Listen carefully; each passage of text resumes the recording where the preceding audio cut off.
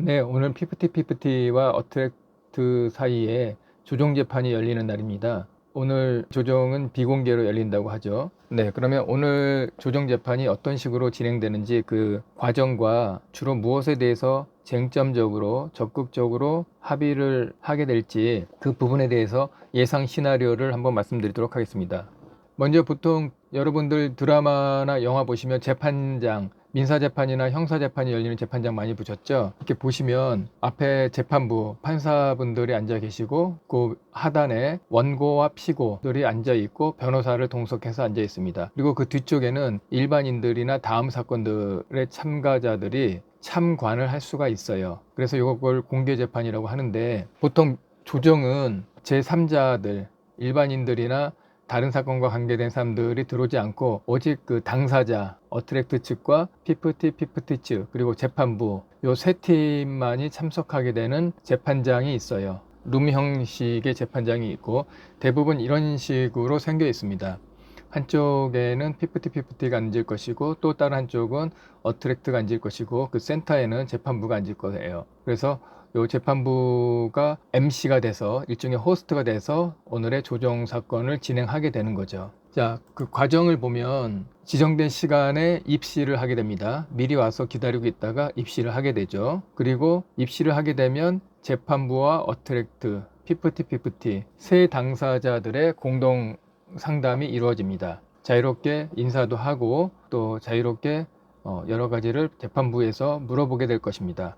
이 과정에서 재판부는 각자가 생각하는 그 속마음을 최대한 알아내려고 여러 가지 신문도 이루어지는 경우가 있었죠. 네, 그리고 나서 한쪽 팀을 동의하에 누가 먼저 나갈 것인지를 정해서 한쪽 팀을 내보냅니다. 순서를 합의하에 정한 다음에 각각 상담을 하게 되는데 예를 들면 재판부와 피프티만 남고 재판부 남고 나머지 어트랙트 팀은 밖에 나가서 대기하고 있는 거죠. 그래서 안쪽의 대화는 들을 수가 없어요. 그러면 그 상태에서 재판부는 피프티에게 속마음을 물어봅니다.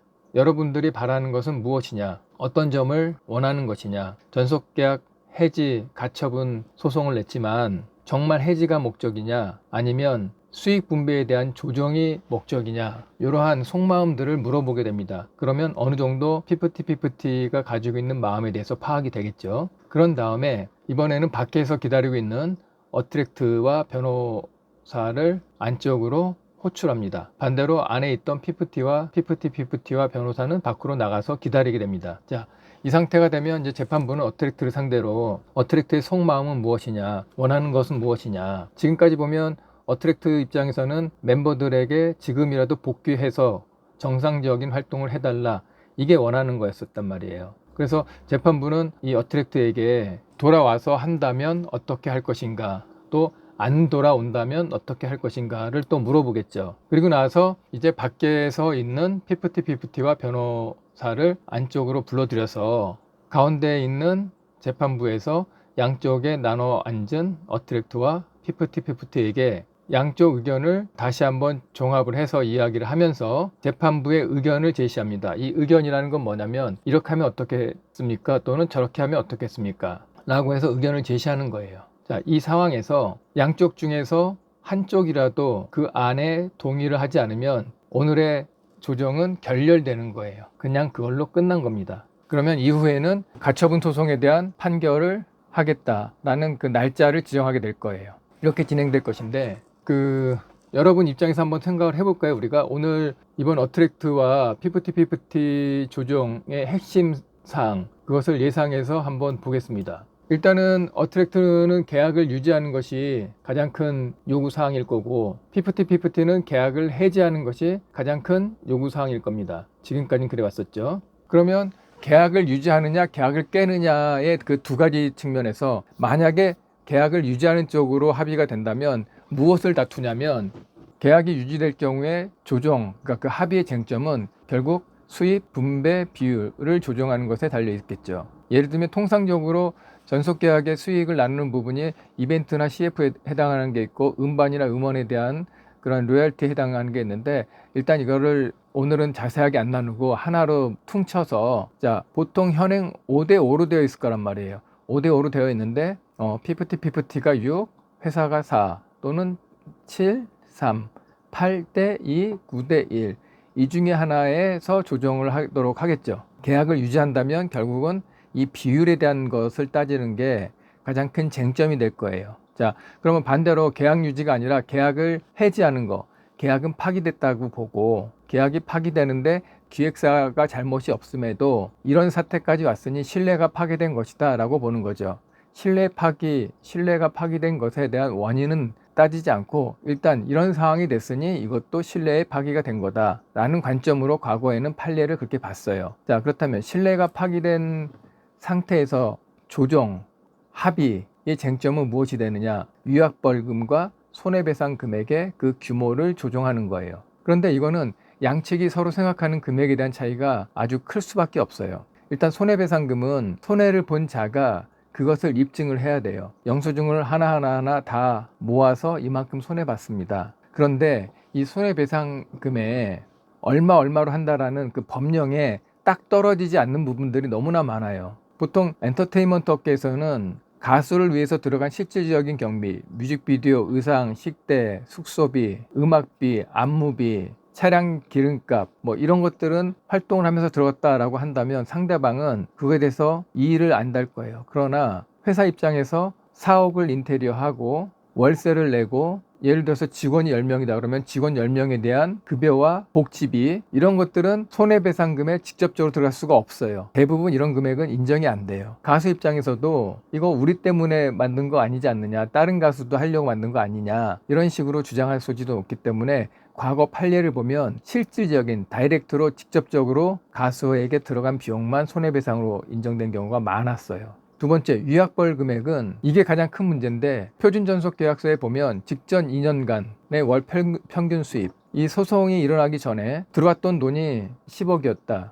그러지 말고 계산상 편하게 1년 동안 12억이었다. 그러면 한 달에 1억이 되는 거예요. 그럼 1억 곱하기 남은 달수 50개월이 남았으면 50개월을 곱하면 되는 거예요. 그런데 보통 가수들은 뜨기 전까지는 수입이 제로예요. 제로다가 어느 순간 뜨기 시작하는 순간에 갑자기 수직으로 급상승하는데 지금 피프티는 그 수직으로 직상승하는 시점에 이런 일이 생긴 거예요. 그러니까 월 평균 수익이 아주 적죠. 그러니까 피프티 입장에서는 물어줄 돈이 작은 거고 어트랙트 측에서는 그런 식이기 때문에 너무 억울한 거예요. 이게 지금 공정거래위원회의 위약벌이 잘못된 거라는 거죠. 기획사가 잘못한 게 없을 때는 충분히 그 위약벌을 늘려서 이런 생각들을 못하게 이걸 악용하지 못하게 해놔야 되는 그런 의무가 있다고 저는 보는 거예요. 자, 그러니까 이거는 만약 계약 해지로 가는 상태에서 합의를 본다면 양측이 서로 그 입장차가 너무 커서 이거는 결렬 이루어질 수 없고 양측이 지금까지 국민 여론을 의식해서 하는 게 낫겠다라고 했을 때 그러면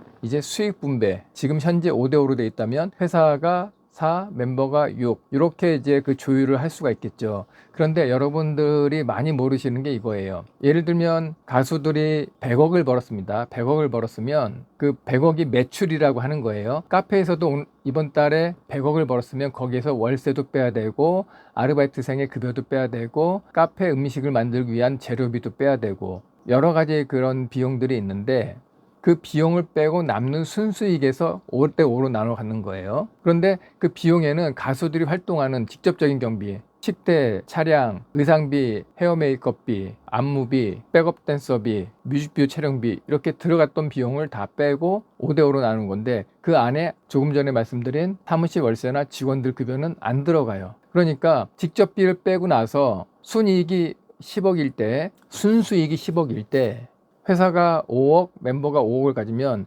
멤버 피프티는 그 5억을 n분의 1, 그러니까 4분의 1로 나눠 갖는 거지만 회사는 그 5억을 가지고 사무실 월세를 내야 되고 직원들 급여를 줘야 되는 거예요. 그러니까 실질적으로 5대5를 하더라도 실제는 가수들이 가져가는 몫이 더 많은 거죠. 그러한 부분이 숨겨져 있기 때문에 이 부분을 또 줄이게 되면 회사 입장에서는 6대4, 7대3으로 오게 되면 그 7대3의 비율에서 그 3을 가지고 월세를 또 거기서 내야 되고 직원들 급여를 또 다 줘야 돼요.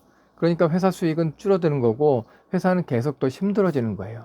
그렇기 때문에 이것도 지금 합의가 될 사항이 없고요. 반대로 또 이런 식으로 가수가 잘 될 때마다 비율을 계속 높여달라고 그런다면 결국은 기획사는 자선단체밖에 될 수가 없어요. 남이 잘 되기 전에 내 돈을 다 투자하고 망해도 내가 망하는 거지, 가수한테 내가 망한 비용, 가수 때문에 가수에게 투자해서 손실 본 금액을 청구하지 않아요. 그대로 계약 기간이 끝나는 거예요. 그런데 잘 되면 가수가 높여달라고 그러고 망하면 망한 거에서 50%를 돌려주지 않잖아요. 그 점이 가장 큰 합리적이지 않은 점이라고 보는 거죠. 그래서 이 부분은 유지되기가 되게 힘든 부분이에요. 자, 이제 조금 있으면 양 당사자가 한 방에 모여서 각자의 생각을 얘기하고 이렇게 합의를 할 텐데, 결론은 계약을 유지하는 측면으로 간다면 거기에서는 서로 다툴 게 수익 분배 비율밖에 없다. 자, 해지하는 걸로 간다면, 해지하는 걸로 조정을 한다면, 그러면 손해배상금과 유약벌금의 규모를 합의를 볼 것이다. 그래서 재판부에서 그 얘기를 양쪽을 다 듣고서 이 정도를 하면 어떻겠느냐라고 제시를 했을 때, 한쪽 팀이라도 받아들이지 않으면